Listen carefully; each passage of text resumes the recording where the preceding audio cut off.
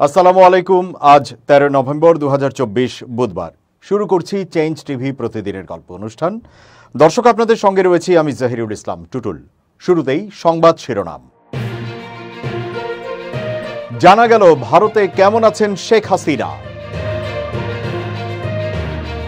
BNP জামাতের দ্বন্দ্বের কারণ কি? কেন উপদেষ্টা নাহিদকে নিয়ে তোলপাড় ফেসবুক? এবার বিস্তারিত। ভারতের রাজধানী দিল্লির লাজপথ নগরের 56 রিং রোডের একটি বাড়ি, যা এখন একটি 4 তারকা হোটেল, একসময় ছিল সাবেক প্রধানমন্ত্রী ও আওয়ামী লীগ সভাপতি শেখ হাসিনার আশ্রয়স্থল। প্রায় 50 বছর আগে শেখ মুজিবুর রহমানের হত্যার পর যখন শেখ হাসিনা ভারতে আশ্রয় নিয়েছিলেন, তার প্রথম ঠিকানা ছিল এই ভবনটি। তখন এটি ছিল ভারত সরকারের একটি সেফ হাউস, যেখানে শেখ হাসিনা এবং তার পরিবার কিছুদিন আশ্রিত ছিলেন।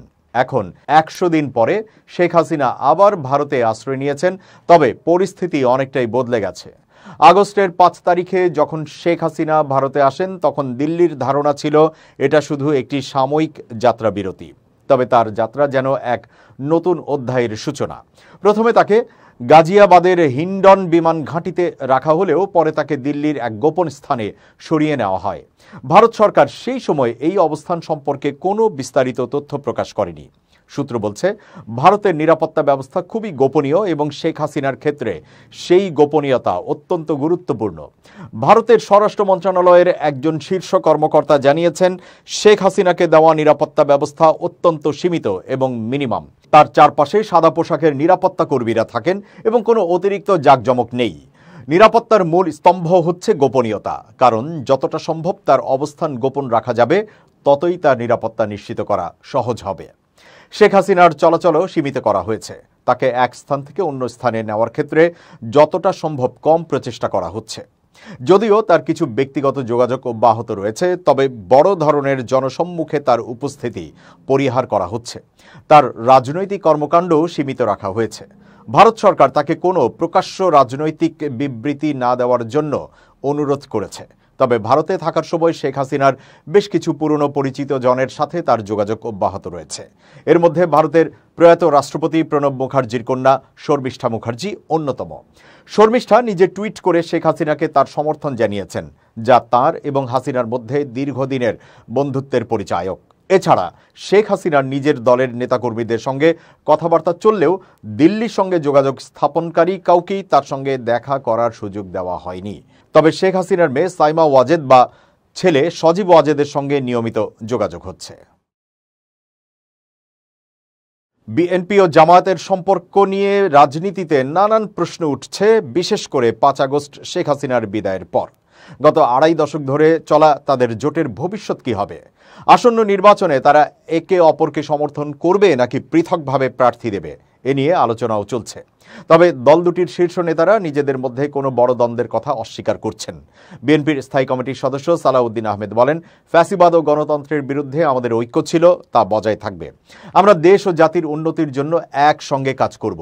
এ বিষয়ে কোনো দূরত্বের প্রশ্ন নেই, তবে এটি কৌশলগত বিষয় হতে পারে। সালাউদ্দিন আহমেদের এই বক্তব্যে একটি কৌশলগত সুর ফুটে উঠছে, যা বেশ স্পষ্ট করে বলছে মত পার্থক্য থাকলেও তাদের ঐক্য অটুট থাকবে। দলটি সরকারের বিরুদ্ধে প্রতিরোধমূলক ঐক্য অব্যাহত রাখবে। অন্যদিকে জামাত ইসলামের সেক্রেটারি জেনারেল মিয়া গোলাম পারওয়ার বলেন, একসঙ্গে চলতে গেলে প্রত্যেকের চাওয়া পাওয়ার মধ্যে কিছু পার্থক্য থাকতেই পারে, তবে সেটা কোনো দ্বন্দ্বের লক্ষণ নয়। জামাতের শীর্ষ নেতা দাবি করেন, যতদিন পর্যন্ত দল দুটি ঐক্যবদ্ধ থাকছে, তাদের মধ্যে সৌহার্দ্যপূর্ণ সম্পর্ক বজায় রয়েছে। জামায়াতের পক্ষ থেকে এই বক্তব্য ঐক্যের প্রতি আস্থার বহিঃপ্রকাশ, যেখানে পার্থক্য সত্ত্বেও দলটির একটি যৌথ লক্ষ্যকে সামনে রেখে এগোতে চায়। এখন প্রশ্ন হলো, আগামী নির্বাচনে বিএনপি ও জামায়াত আবারও একে অপরের সঙ্গে জোট গড়বে নাকি 2022 সালের পর সবকিছুই বদলে যাবে? এই প্রশ্নের উত্তরে দল দুটি কৌশলী উত্তর দিয়েছে। তবে বিএনপি ও জামায়াতের নেতারা একসঙ্গে একমত হয়েছেন, দেশের রাজনৈতিক পরিস্থিতি ও নির্বাচন পরিচালনার জন্য প্রয়োজনীয় সংস্কার অবিলম্বে সম্পন্ন করা উচিত। তাদের মতে দেশে সুষ্ঠু নির্বাচন আয়োজনের জন্য সংস্কার অত্যন্ত জরুরি। এক্ষেত্রে তারা উভয়ই একই মত পোষণ করেছেন। শেষমেশ বিএনপি ও জামাতের মধ্যে মতপার্থক্য থাকলেও তাদের সম্পর্কের মধ্যে কোনো বড় ধরনের দ্বন্দ্বের চিহ্ন নেই। এই কথা তাদের নেতাদের বক্তব্য থেকেই স্পষ্ট হয়েছে। পরিস্থিতি যেমনই হোক, দলের মধ্যে ঐক্য ও সহযোগিতা অব্যাহত থাকবে, এটাই তারা জানিয়েছেন। বৈষম্য বিরোধী ছাত্র আন্দোলনের অন্যতম সমন্বয়ক, বর্তমান অন্তর্বর্তী সরকারের উপদেষ্টা নাহিদ ইসলাম সম্প্রতি সামাজিক মাধ্যমে ভাইরাল হওয়া উই আর নাহিদ হ্যাশট্যাগে সমর্থন পাচ্ছেন। 5 আগস্ট পট পরিবর্তনের পর তিনি শপথ নেন এবং বর্তমানে ডাক, টেলিযোগাযোগ ও তথ্য প্রযুক্তি এবং তথ্য ও সম্প্রচার মন্ত্রণালয়ের দায়িত্ব পালন করছেন। গত মঙ্গলবার রাত থেকে এই হ্যাশট্যাগটি সামাজিক মাধ্যমে ছড়িয়ে পড়েছে। বৈষম্য বিরোধী ছাত্র আন্দোলনের নেতা, নাট্য নির্মাতা ও কন্টেন্ট ক্রিয়েটর সহ অনেকেই এটি ব্যবহার করে নাহিদ ইসলামের পাশে দাঁড়ানোর উদ্দেশ্যে পোস্ট দিয়েছেন। জানা গেছে, কিছু ব্যক্তি নাহিদ ইসলামের বিরুদ্ধে অপপ্রচার চালাচ্ছেন। সেই অপপ্রচার রুখে দেওয়ার জন্যই উই আর নাহিদ হ্যাশট্যাগটি সামাজিক মাধ্যমে ছড়িয়ে দেওয়া হচ্ছে। কন্টেন্ট ক্রিয়েটর কাফি এই হ্যাশট্যাগে লিখেছেন, ডিবি অফিসে পেছন সাইট লাল নাহিদ ভাইয়েরই হয়েছিল। ডিবি হারুনের বানানো স্ক্রিপ্ট প্যান্ট পরেও পড়তে পারেননি। লুঙ্গি পরে পেপার হাঁটুর ওপরে রেখে বানানো স্ক্রিপ্ট পড়েছিল নাহিদ ইসলাম। একই হ্যাশট্যাগে পোস্ট করেছেন বৈষম্য বিরোধী ছাত্র আন্দোলনের সংগঠক আব্দুল হান্নান মাসুদও। তিনি লিখেছেন, আজকে দেখছি নীতিহীন একটা মানুষ টকশোতে গিয়ে গলাবাজি করে গেলেন। উনি বা ওনাদের বিষয়ে আমি মাসুদ কথা বলা শুরু করলে ল্যাংটা হয়ে যাবেন। বিপ্লব কেমনে হয়েছে আমি, আব্দুল হান্নান মাসুদ, আব্দুল কাদের, রিফাত রশিদ আর মাহিন সরকারের চেয়ে ভালো কেউ ব্যাখ্যা করতে পারবে না। নিয়োগ বিতর্ক ও নাহিদ ইসলামের প্রতিক্রিয়া। সম্প্রতি ন্যাশনাল ইনস্টিটিউট অব বায়োটেকনোলজির মহাপরিচালক পদে নাহিদ ইসলামের সুপারিশ সহ সই করা একটি ছবি সামাজিক মাধ্যমে ভাইরাল হয়েছে। এ বিষয়ে নাহিদ ইসলাম ফেসবুকে একটি পোস্ট করেছেন, যেখানে তিনি জানান, নিয়োগপত্র 15 অক্টোবরের হলেও তা 22 অক্টোবর বাতিল করা হয়েছে। নাহিদ ইসলাম জানান, এটি অসত্য প্রচার। যারা ছবিটি পেয়েছেন তাদের কাছে বাতিলকৃত নোটিশের কথা জানা থাকার কথা ছিল, কিন্তু ভুল তথ্য ছড়ানো হচ্ছে। তিনি আরও বলেছেন, আওয়ামী বিরোধী ও আন্দোলনের পক্ষের একটি গ্রুপ এই ব্যক্তির সুপারিশ করেছিল। তবে বিজ্ঞান ও প্রযুক্তি উপদেষ্টা একাডেমিক এক্সেলেন্সি দেখে এই নিয়োগ দেন। পরবর্তীতে ওই ব্যক্তির রাজনৈতিক পরিচয় জানার পর নিয়োগ বাতিল করা হয়। এদিকে জগন্নাথ বিশ্ববিদ্যালয়ের চলমান হল আন্দোলনকে কেন্দ্র করে একটি ভিডিও সামাজিক যোগাযোগ মাধ্যমে ভাইরাল হয়েছে। এতে নাহিদ ইসলামকে নিয়ে অপপ্রচার করা হচ্ছে। ভিডিওতে দেখা যায়, আন্দোলনরত শিক্ষার্থীরা সব শালারা বাটপার, আর্মি হবে ঠিকাদার স্লোগান দিচ্ছেন। শিক্ষার্থীরা জানান, তাদের এই স্লোগান মূলত বিশ্ববিদ্যালয়ের প্রশাসনকে উদ্দেশ্য করে দেওয়া হচ্ছে, নাহিদ ইসলামকে নয়। তারা জানান, আমরা চাই আমাদের দ্বিতীয় ক্যাম্পাসের কাজ সেনাবাহিনীর মাধ্যমে বাস্তবায়িত হোক, তাই আর্মি হবে ঠিকাদার বলে স্লোগান দেওয়া হচ্ছে। বৈষম্য বিরোধী ছাত্র আন্দোলনের অন্যতম সমন্বয়ক ও জুলাই স্মৃতি ফাউন্ডেশনের সাধারণ সম্পাদক সার্জিস আলম বলেছেন, নাহিদ আসিফরা জীবন দেওয়ার জন্য প্রস্তুত হয়েই রাজপথে নেমেছিল। ডিজিএফআই, ডিবির পাশবিক অত্যাচার কোনো কিছুই এদের টলাতে পারেনি। বুধবার নিজের ভেরিফাইড ফেসবুক আইডিতে দেওয়া এক পোস্টে এসব কথা বলেন তিনি। সমন্বয়ক সার্জিস আলম তার পোস্টে আরও লেখেন, হাসনাতরা আরও 3 মাস আগেই বলেছিল, we are open to be killed. Mahin Sarkar, Abu Baker Majumdar, Rifat Rashid, Hannan মাসুদদের ভয় দেখিয়ে লাভ নেই। শেখ হাসিনার পুরো রেজিমের ভয় এদেরকে লক্ষ্য থেকে সরাতে পারেনি। জগন্নাথ বিশ্ববিদ্যালয়ের স্লোগান ওদের পূর্ববর্তী করাপ্টেড সিস্টেম নিয়ে ছিল, সেটা বুঝেছি। সহযোদ্ধাদের মধ্যে মান অভিমান থাকতে পারে, সেটা নিয়েও সমস্যা নেই। ন্যায়ের পক্ষে রাজপথের লড়াই সংগ্রামে মিনিটের মধ্যে আবার আমাদের ঐক্যকে শক্তিশালী করবে, এটা আমরা বিশ্বাস করি। যখনই সংকট এসেছে, আমার এই সহযোদ্ধারাই কিলোমিটার পথ পাড়ি দিয়ে ছুটে এসেছে। কিন্তু এজেন্ট হিসেবে ভিতরে ঢুকে এদের কাউকে প্রশ্নবিদ্ধ করার নোংরা প্রচেষ্টা যদি করা হয়, তবে সেটা কখনো সফল হবে না। এই বন্ধন এমনি এমনি তৈরি হয়নি। হাতে হাত রেখে রাজপথে ঘাম ঝরিয়ে, রক্ত ঝরিয়ে, জীবনের মায়া ত্যাগ করে একসাথে লড়াই করে এই বন্ধন তৈরি হয়েছে। সাবধান। এর আগে গত 11 নভেম্বর 5 দফা দাবিতে সচিবালয়ের গেটে অবস্থান নেয় জগন্নাথ বিশ্ববিদ্যালয়ের শিক্ষার্থীরা। এ সময় উপদেষ্টা নাহিদ ইসলাম শিক্ষার্থীদের সঙ্গে কথা বলতে রাস্তায় নেমে আসেন। এ সময় উপদেষ্টাকে ঘিরে শিক্ষার্থীরা নানা স্লোগান দিতে থাকেন। পরে এসব নিয়ে সামাজিক যোগাযোগ মাধ্যমে সমালোচনা শুরু হয়। এরপর থেকে মূলত সমন্বয়ক, সাধারণ শিক্ষার্থী সহ অনেকে জুলাই বিপ্লবে নাহিদ ইসলামের সাহসী ভূমিকা নিয়ে পোস্ট দিচ্ছেন। সংবিধান সংশোধন কমিশনের কার্যক্রম ইতোমধ্যে শুরু হয়েছে। এ সংক্রান্ত এক আলোচনা সভায় আমন্ত্রণ পেয়েছেন জনপ্রিয় ইসলামী বক্তা শায়খ আহমদুল্লাহ। দেশের বাইরে অবস্থান করায় এতে তিনি উপস্থিত থাকতে পারবেন না। তবে শায়খ আহমদুল্লাহর পক্ষ থেকে লিখিত প্রস্তাবনা সহ প্রতিনিধি উপস্থিত থাকবেন বলে জানানো হয়েছে। বুধবার নিজের ভেরিফাইড ফেসবুক পেজে এই তথ্য জানিয়ে নিজের প্রত্যাশা ও প্রস্তাবনার কথা জানিয়েছেন শায়খ আহমদুল্লাহ। পোস্টে শায়েখ আহমদুল্লাহ লিখেছেন, দেশের সংখ্যাগরিষ্ঠ মানুষের বিশ্বাস ও মূল্যবোধ ধারণকারী একটি সংবিধান আমাদের প্রত্যাশা, যেখানে আমাদের বিশ্বাস, মূল্যবোধ ও সংস্কৃতির প্রতি শ্রদ্ধাবোধ প্রতিফলিত হবে। তিনি লেখেন, ইতোমধ্যে সংবিধান সংশোধন কমিশনের কার্যক্রম শুরু হয়েছে। সংবিধান সংশোধনের বিষয়ে সর্বস্তরের প্রতিনিধিদের অংশগ্রহণের অনুষ্ঠিতব্য এক আলোচনা সভায় আমন্ত্রণ পেয়েছি।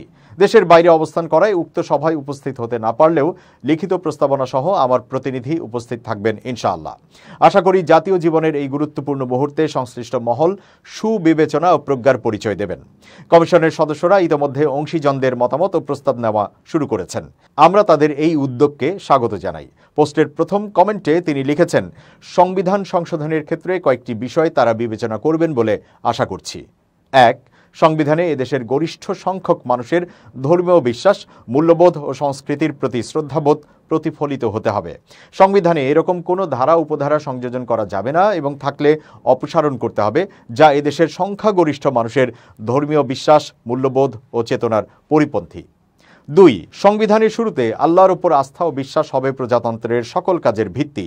এই বাক্য পুনঃসংযোজন করতে হবে যা বিগত সরকার সংবিধান থেকে অপসারণ করেছে। ৩.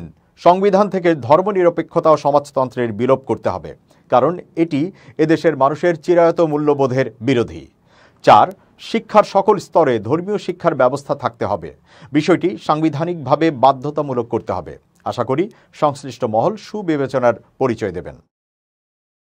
তাবলিগ জামাতের বিবাদমান দ্বন্দ্বের পর থেকে বিগত ৭ বছর যাবৎ প্রশাসনের সিদ্ধান্তে কাকরাইল মসজিদে অবস্থানের ক্ষেত্রে জুবায়েরপন্থীরা ৪ সপ্তাহ ও সাদপন্থীরা ২ সপ্তাহ করে পর্যায়ক্রমে তাদের কার্যক্রম পরিচালনা করে আসছেন। বিগত সরকারের এমন বৈষম্যপূর্ণ সিদ্ধান্তের প্রতিবাদ করে আসছিল সাদপন্থীরা। এখন জুবায়েরপন্থীরা পুরো কাকরাইল মসজিদে ১৫ নভেম্বর থেকে অবস্থান নিতে চায় বলে অভিযোগ করেছেন সাদপন্থীরা। এর ফলে কাকরাইল মসজিদ নিয়ে সংঘাতের আশঙ্কা করছেন তারা। বুধবার প্রেস ক্লাবে আয়োজিত এক সংবাদ সম্মেলনে এসব কথা বলেন সাদ অনুসারীরা।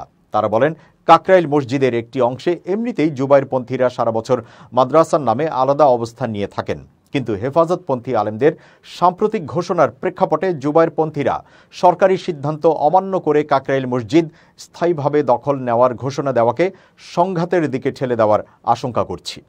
এমন পরিস্থিতিতে ভয়াবহ ধর্মীয় সংঘাত ও হতাহতের মতো ঘটনার আশঙ্কা করছেন সাধারণ মুসল্লি ও তাবলিগের সাথীরা। সরকারি সিদ্ধান্ত মেনে উভয় পক্ষের দ্বন্দ্ব নিরসন দরকার। আলেম ওলামারা এই বিষয়ে বাড়াবাড়ি না করে পূর্বের মতো কাকরাইল মসজিদ, বিশ্ব ইজতেমা ও সারা দেশে আলাদা আলাদা কার্যক্রম পরিচালনা করলে সংঘাত হবে না। এবার খুব জরুরি 1 মিনিট জানাচ্ছেন ইউনেস্কো ক্লাব পুরস্কার বিজয়ী সাংবাদিক আমিরুল মোমিনিন মানিক। প্রত্যেককে আমন্ত্রণ খুব জরুরি 1 মিনিটে। প্রিয় দর্শক, জীবনকে সফলতার স্বর্ণবন্দরে নিয়ে যেতে হলে 3টি সূত্র অবশ্যই মনে রাখা প্রয়োজন। প্রথমত, যে বিষয়ে আপনি সফল হতে চান সে বিষয়ে বিস্তারিত ধারণা রাখা। বই পড়ে, ভিডিও দেখে অথবা বাস্তব অভিজ্ঞতা আছে এমন ব্যক্তির কাছ থেকে জেনেও আপনি আপনার সফল হবার বিষয়টি সম্পর্কে ধারণা নিতে পারেন।